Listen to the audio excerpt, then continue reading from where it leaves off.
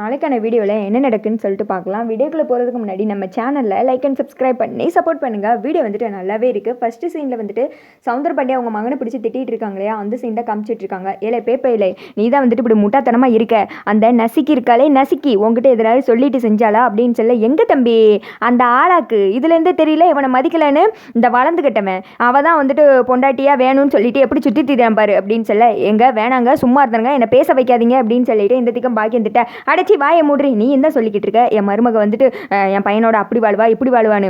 ஆனால் அங்கேயே பெட்டி கடை போட்டு உட்காந்தா அதுக்கு என்ன அர்த்தம், இனிமேல் இங்கே வரமாட்டான்னு அர்த்தம். இங்கே பாரு இதோட அவளை தலைமொழிகி விட்டுட்டு உனக்கு நான் நல்ல பணக்கார பிள்ளையா பார்த்து கட்டி வைக்கிறேன், அந்த கிறுக்கு பின்னாடி சுத்தாதடா அப்படின்னு சொல்ல, இங்கே பாருங்க பெட்டி கடை வைக்கிறது எது வைக்கிறதுனால இது அவளோட விருப்பம்.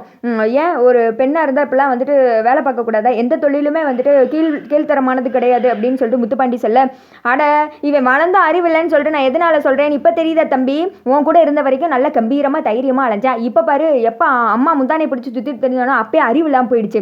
அவள் வைக்கிறதெல்லாம் சரி தான், அதை புருஷங்கிட்ட கேட்டில் வச்சிருக்கணும், உங்ககிட்ட ஒத்த வார்த்தை சொன்னாலா சொல்லு, அந்த ஆளாக்கு உனக்கே தெரியாமல் என்னென்ன வேலை பார்க்கு, அண்ணன் தான் வேணும் ஒன்னன் தான் வேணும்னு ஒன்றை கைகளை விட்டால, நீ தான் வந்துட்டு அவள் பொண்டாட்டியாக வேணும் சுற்றிட்டு அலையிற, அவள் ஒன்னெல்லாம் மதிக்க கூட கிடையாது.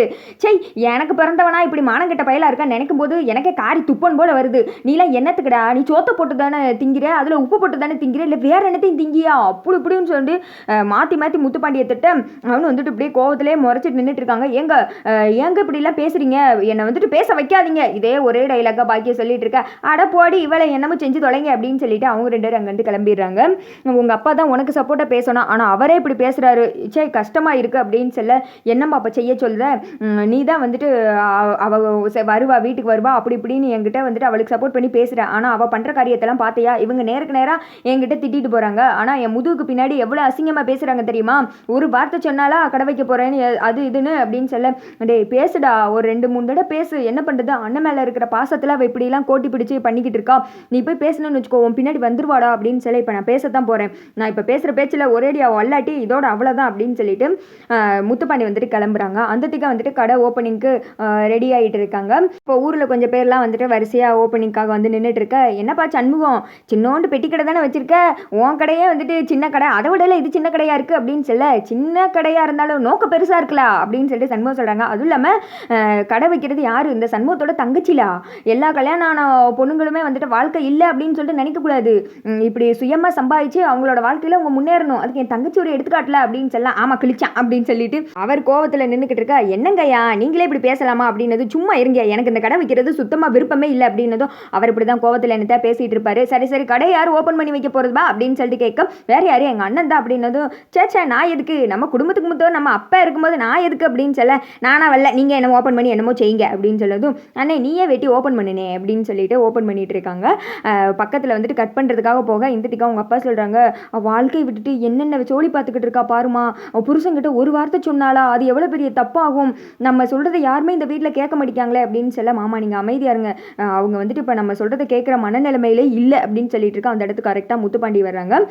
வாழை நீ தான் வந்துட்டு கடையை ஓப்பன் பண்ணி வச்சிருக்கணும், நீ வராதனால நான் பண்ணலாம் போயிட்டேன், இந்த நீயே ஓப்பன் பண்ணு, நீயே கொடு இதுதான் சரியாக இருக்கும் அப்படின்னு சொல்லிட்டு இசைக்கு கிட்ட கொடுத்து சண்முகம் வந்துட்டு கொடுக்க சொல்கிறாங்க. பாட்டு அமத்துங்க அப்படின்னு சொல்ல, எதுக்குல கடை ஓப்பனிங்னா இந்த மாதிரி பாட்டுக்கிட்டலாம் இருக்கணும்ல அப்படின்னு சண்முகம் சொல்ல, பாட்டை அமத்தே அப்படின்னு சொன்னதும் எல்லாரும் ஷாக் ஆகி போய் பார்த்துக்கிட்டு இருக்காங்க. ஐயோ என்ன நடக்க போகுது அப்படின்னு சொல்லிட்டு அப்போ இசைக்கியோட அப்பா சொல்கிறாங்க, பொறுத்து இருந்து பார்ப்போம், அவன் கோவம் நியாயமானது தானே, அவன் என்ன வேணால் பண்ணட்டும் அப்படின்னு சொல்லிட்டு அவர் சொல்லிட்டு இருக்காரு. இங்கிட்டு வந்துட்டு அந்த சந்தடை எல்லாம் இருக்கும்ல அந்த தட்டை வந்துட்டு எடுத்து நீட்டுறாங்க.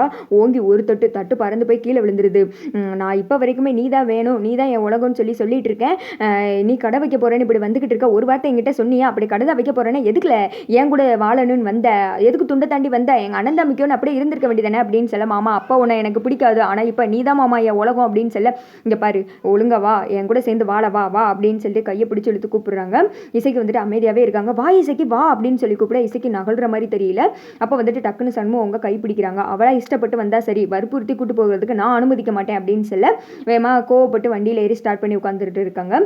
என்னைக்குமே நீ தான் என் பொஞ்சாதி, அதை யார் நினைச்சாலும் மாற்ற முடியாது, நான் உன் கூட சேர்ந்து ரொம்ப நாள் வாழணும்னு ஆசைப்படுறேன், இதுதான் என் பின்னாடி இருக்க அந்த சீட்டு, அது என் பொஞ்சாதி உட்காந்து வர்ற சீட்டு, இன்னும் 1 நிமிஷம் உனக்கு டைம் கொடுக்கேன், அதுக்குள்ளே நீ அந்த சீட்டில் வந்து உட்காந்துரு, இல்லாட்டினா அவ்வளோதான் இப்போதே உன்னோட கவுண்ட் டவுன் ஸ்டார்ட் அப்படின்னு சொல்ல, எல்லாருமே ஷாக்காக போய் பார்த்துக்கிட்டு இருக்காங்க என்ன நடக்க போகுதுன்னு. ஆனால் அந்த 1 நிமிஷம் முடிகிறதுக்குள்ளே இந்த திக்கம் வந்துட்டு அண்ணே அப்படின்னு சொல்லிட்டு இசைக்கு அவங்க அண்ணனை பார்க்குறாங்க. நீ என்ன முடிவெடுத்தாலும் சரி, ஆனால் இப்போ வரைக்கும் நடந்து நடந்ததெல்லாம் யோசித்து முடிவெடு அப்படின்னு சொல்ல, அண்ணே இந்த சிசர் எடுத்து நீ கட் பண்ணினே கடைய அப்படின்ற மாதிரி சொல்ல, முத்துப்பாண்டி இனிமேல் உனக்கு எனக்கு ஒன்றும் இல்லை எல்லாம் முடிஞ்சிருச்சு அப்படின்னு சொல்லிட்டு கிளம்பிட இந்த திக்கம் சண்முகம் வெட்டுறாங்க.